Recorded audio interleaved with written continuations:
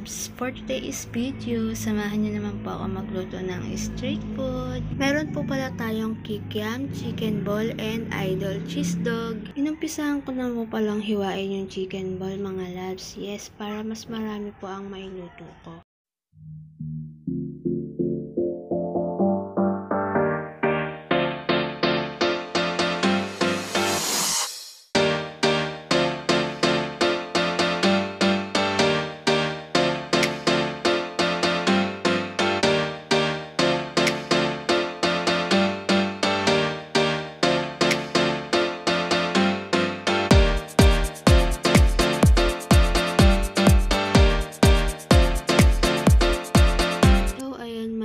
Nagayat ko na po ang ating chicken ball. Sinunod ko na rin po pala dito mga loves yung hotdog. Binalatan ko po muna bago ko rin po hiniwan ng maliliit.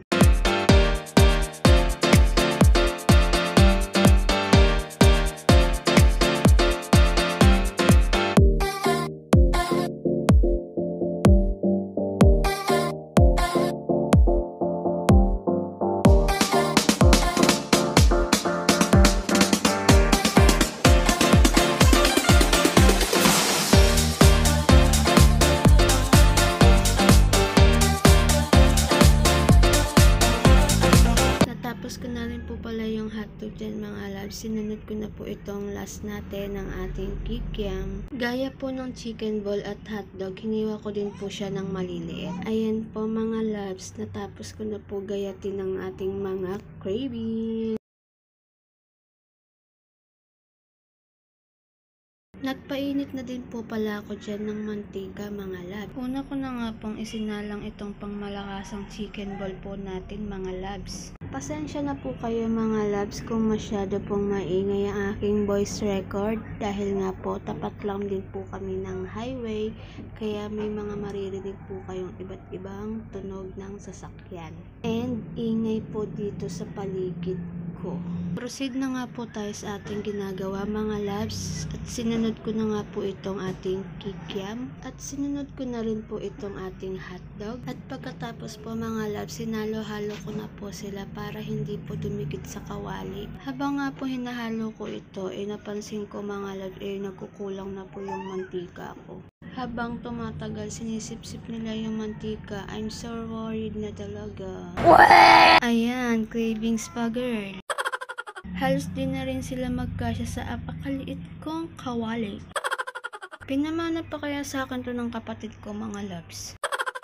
Pag nakaluwag-luwag ang atin yung girl mga loves, bibili tayo ng mas malaki pa dyan. Gusto niya mga loves yung alakawa. Anyway, habang hinahalo ko ito ako ay naka-craving na talaga mga loves. Okay mga loves, chicken ball po 2 pesos isa. Hala! Hindi ba malugi sa'yo yung bibili girl? Saan ka nakakita? Kalahating chicken ball, 2 pesos isa.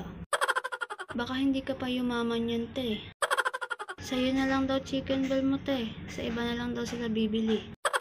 Ay, te, mas nangangailangan ka pa kaysa sa mga naglilimos sa kanto. Ayan na nga mga loves, nagsisilobo na sila. Inuubos na nila yung mantika ko. Dito nga po mga loves, habang nagsisilobo yung mga cravings ko sa maliit na kawali at mahinang apoy, sinabihan ko na pong gumawa ng masarap at maanghang na sausawan pang malakasang suka. Sa mga oras na ito mga loves, inumpisahan ko na pong magbalat ng ating sibuyas. Pagpasensyahan nyo na mga loves kung pa-slow mo ako magbalat dyan. Wala lang, trip ko lang. Fast forward nga po tayo mga loves. Ito ngayon naghihiwa na ako ng ating sibuyas. Hiniwa ko po pala siya mga loves base sa aking gusto at laki. Pero gagawin ko na lang po siyang pa-style cube. Syempre mga loves, hiwain ko muna siya ng hugis panggisa. And then, tsaka ko siya hiwain ng style cubes. Yan na nga po mga loves. Inumpisahan ko na pong hiwain ng maliliit. Anyway, mga loves, kung umabot po kayo hanggang dito, baka pwede naman po akong palambing sa aming page at YouTube account. Salamat po. At pakicomment na rin po pala mga loves kung hanggang saan umabot itong video ko. Para naman po ma-shoutout ko naman po kayo. Pasensya na po kayo mga loves kung marami po akong sinasabi dito. Pero hanggang ngayon, nandito pa din po ako sa part na naghihiwa ng ating sibuyas.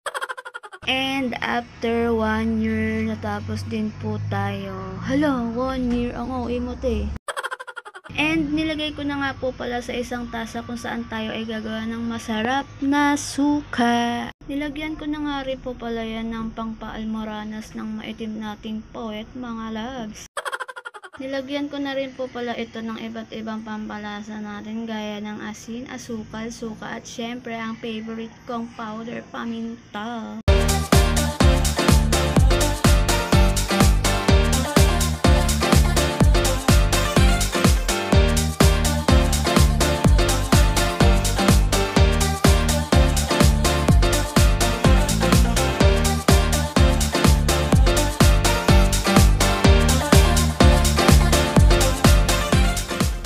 Syempre mga loves, haluin na po natin para kumapit yung mga panlasa na nilagay po natin sa suka. So ayun po mga loves, hanggang dito na lang itong video ko. Salamat ng marami po sa panonood ninyo. Magre-ready to eat na po ang babaeng cravings na sa street food mga loves.